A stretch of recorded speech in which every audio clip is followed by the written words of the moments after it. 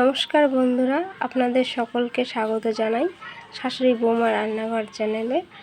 আসুন আজকে আমরা করব আলু পোস্ত, একদম ঘরোয়া উপকরণে আলু পোস্ত। তা আসুন দেখাই উপকরণে কি কি লাগছে।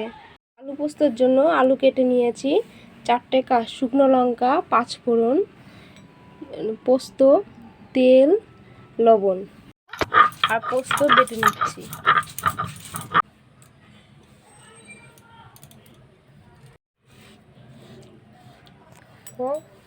হ্যালো বন্ধুরা, আমাদের বাটা হয়ে গেছে। রান্না করার জন্য উনুন ধরিয়ে দিচ্ছি। প্রথমে দিয়ে দিচ্ছি তেল,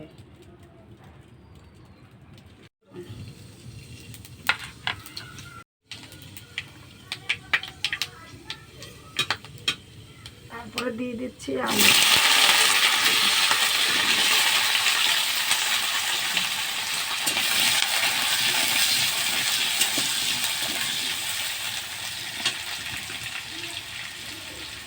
ভালো হয়ে গেছে, এখন জল দিয়ে দেবো।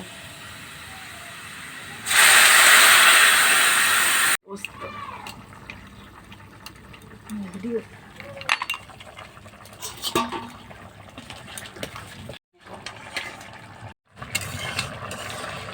এখন নামিয়ে নেব। খুব সুন্দর কালারটা হয়েছে, কালারটা খুব সুন্দর হয়েছে।